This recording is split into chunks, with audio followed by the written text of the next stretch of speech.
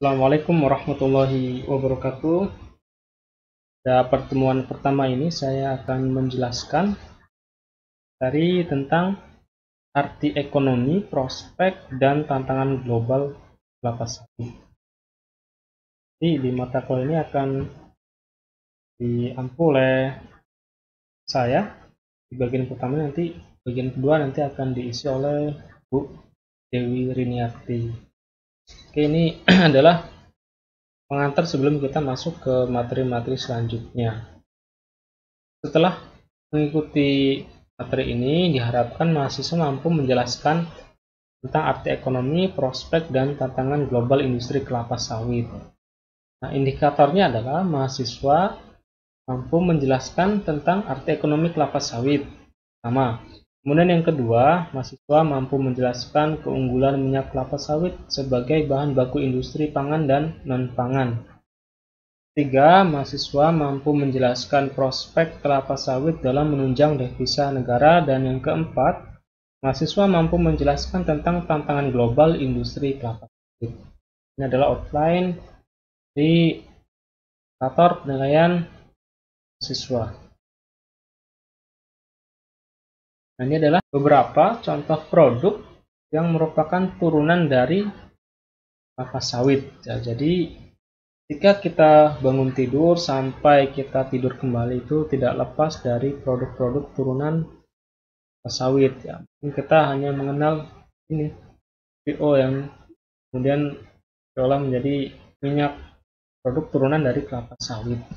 Kita belanja itu kita bisa cek ya bahan komposisinya itu apa saja itu ada.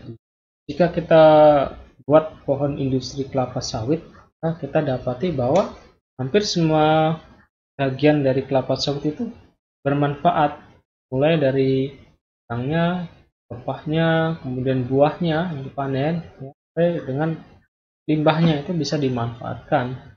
Batang dan pelepah bisa dimanfaatkan sebagai bahan untuk kertas, pulp, tandannya, PS, tandan buah segar, itu yang dipanen, ini produk utamanya.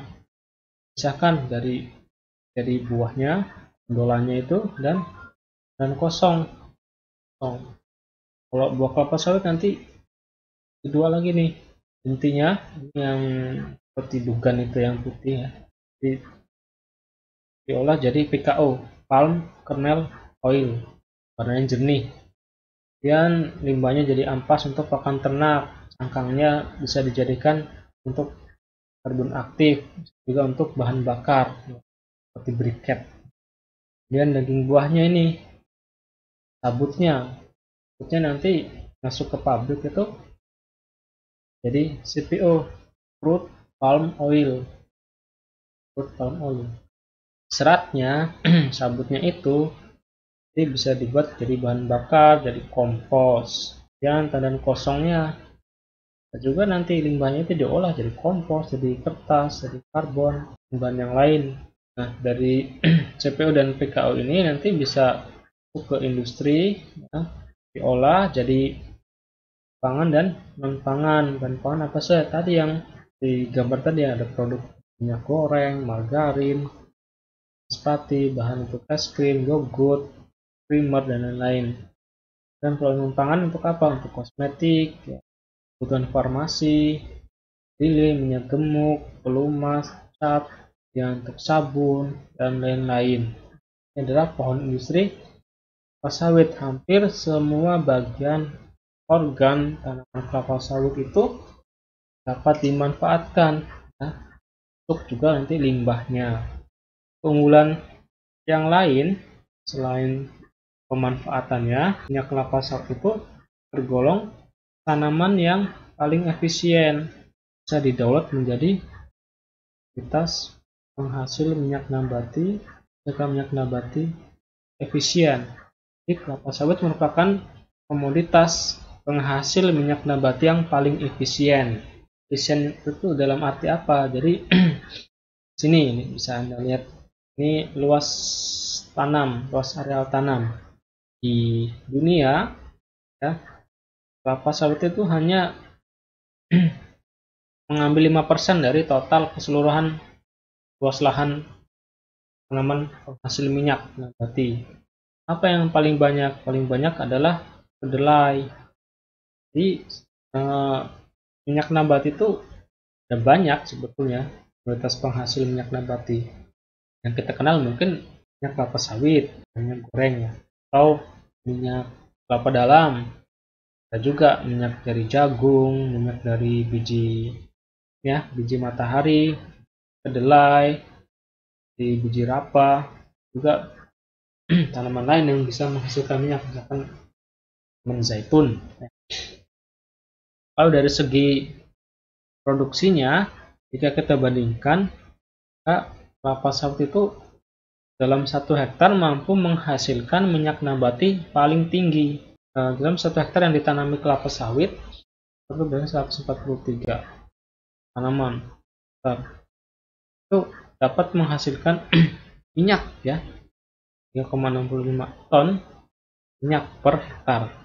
Bagaimana komoditas yang lain? Kedelai itu hanya mampu menghasilkan 0,37 ton minyak per hektar. Kalau ini polongnya nih itu hanya 3,7 ton. Ini kacangnya dalam bentuk kacang ya, polong. Belum menjadi minyak, paling 4 ton lah, 1 ton. Biji rapa hanya mampu menghasilkan 0,75 ton minyak per hektar. Dan bunga matahari hanya menghasilkan setengah ton minyak per hektar. Jadi kelapa sawit itu mampu menghasilkan minyak nabati 6-10 kali lebih besar dibandingkan dengan komoditas yang lain. Ya, paling efisien dalam pemanfaatan lahan. Jadi lahan paling sedikit tetapi hasil minyaknya itu paling tinggi.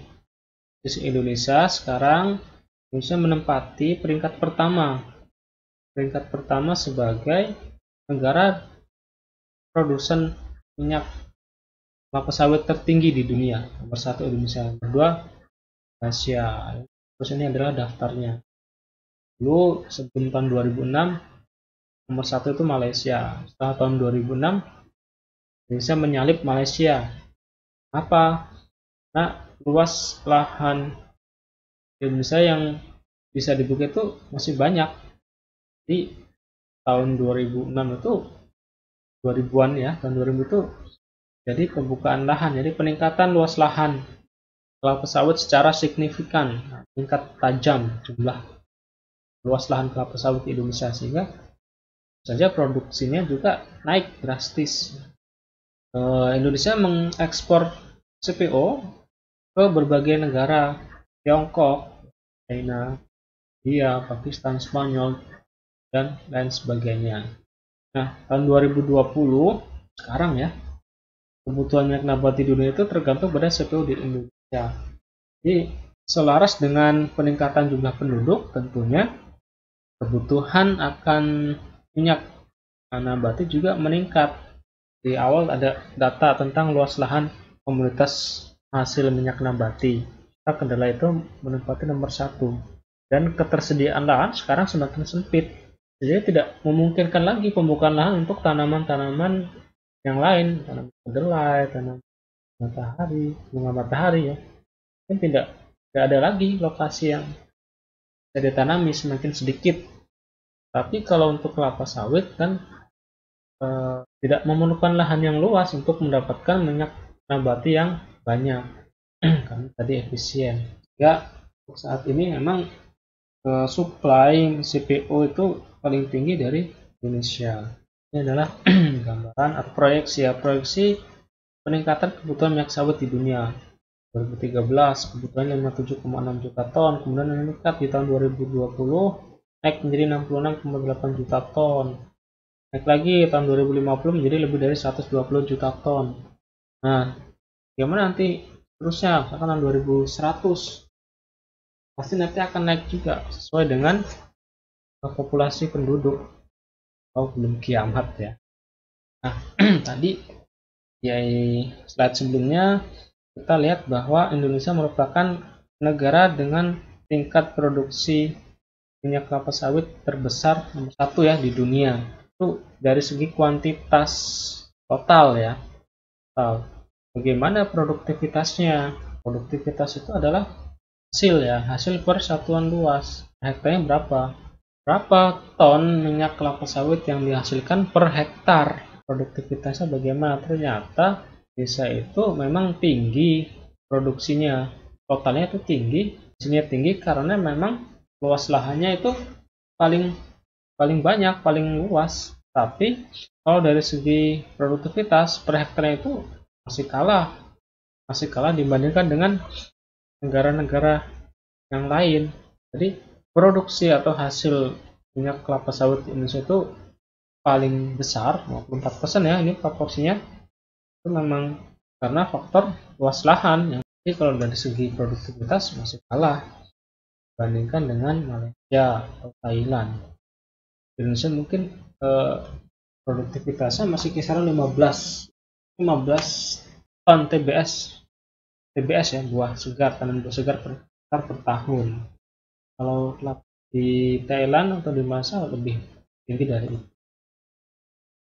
Nah, ini adalah gambaran produktivitasnya. Terjadi kesenjangan ya.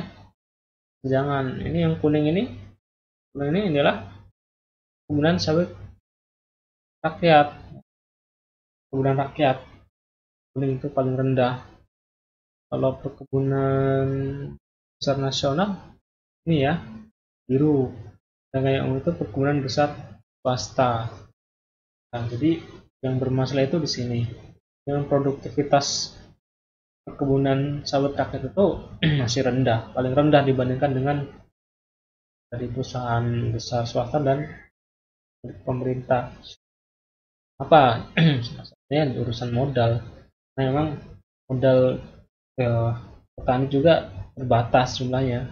Kadang misalkan dana yang seharusnya dialokasikan untuk membeli pupuk, tapi karena ada kebutuhan lain dialihkan untuk yang lain, untuk sekolah anak misalkan. Jadi teman mungkin tidak dipupuk sesuai dengan dosis anjuran atau dosis yang sesuai. Beberapa tahun belakang muncul kampanye ya, disebut sebagai kampanye negatif atau black campaign. Say no to palm oil. Katakan tidak untuk minyak kelapa sawit karena usaha kelapa sawit itu merusak lingkungan, menghancurkan habitat satwa-satwa liar yang dilindungi.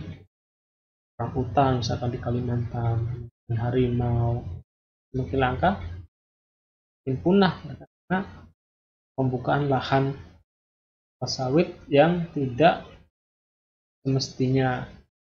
Sehingga kemudian muncul peraturan pemerintah membatasi pembukaan lahan kelapa sawit. Kita kenal ada moratorium. Tidak boleh dibuka lagi lahan kelapa sawit sampai batas yang ditentukan.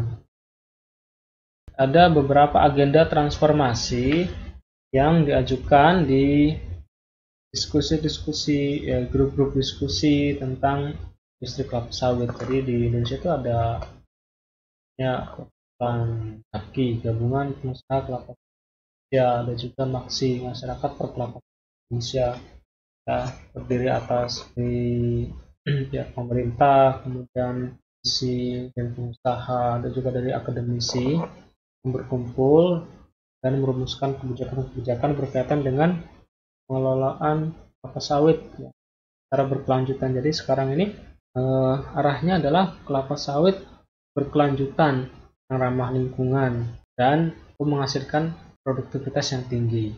Ya, agenda transformasi industri kelapa sawit sekarang ini adalah untuk meningkatkan produksi dan produktivitas, terutama pada perkebunan rakyat tadi, melalui berbagai macam upaya, bantuan modal, kemudian ada juga kebun plasma. Kemudian kita juga tidak hanya mengelola di hulu, tapi tidak hanya di kebun, tapi juga sampai ke hilir. Industri kita tidak hanya sampai di minyak mentah, dan juga sebaiknya olah ke tahap berikutnya sehingga nilai jual produk turunnya itu semakin tinggi. Kalau kita jual mentah harganya murah, perlu kita olah, kita perlu beri sentuhan supaya menjadi produk yang nilai jualnya lebih tinggi. industri hilir, hilirisasi. Ini salah satu adalah peran dari akademisi, juga bisa ya dari ide bagaimana untuk meningkatkan nilai jual industri kelapa dari produk-produk industri kelapa sawit. Kemudian perlu juga dilakukan percepatan implementasi SPO, Indonesian Sustainable Palm Oil, ini merupakan bentuk sertifikasi dari pengelolaan kelapa sawit yang berkelanjutan, sustainable, ramah lingkungan, tidak merusak lingkungan. Jadi tidak hanya untuk kesejahteraan manusia, tetapi juga memikirkan aspek lingkungan hidup, lingkungan sekitar, dan juga memikirkan aspek keselamatan pekerja, kesejahteraan pekerja. Perlu juga dilakukan peningkatan daya saing industri, penciptaan iklim investasi yang semakin kondusif, perlu banyak kebijakan ya. Dan terakhir adalah peningkatan konsumsi di dalam negeri terutama untuk energi. Jadi minyak kelapa sawit itu selain untuk bahan pangan juga untuk bahan pangan. Salah satu adalah untuk alternatif energi. Kan jadi kan ada biodiesel ya, B20 misalkan ya. Jadi untuk mengurangi pemakaian bahan bakar fosil, bisa alternatif adalah dari minyak kelapa sawit, energi terbarukan. Ini adalah salah satunya adalah ini di masa depan itu prospek industri kelapa sawit. Ini contohnya di sini nih, energi terbarukan. Nah, bahan bakar fosil itu semakin lama semakin sedikit, lama-lama habis. Itu ada alternatif yang lain untuk menggantikan bahan bakar fosil yang semakin langka. Demikian penjelasan untuk pertemuan pertama, mudah-mudahan dan dapat dipahami. Jika ada hal-hal yang kurang bisa dipahami bisa ditanyakan. Assalamualaikum warahmatullahi wabarakatuh.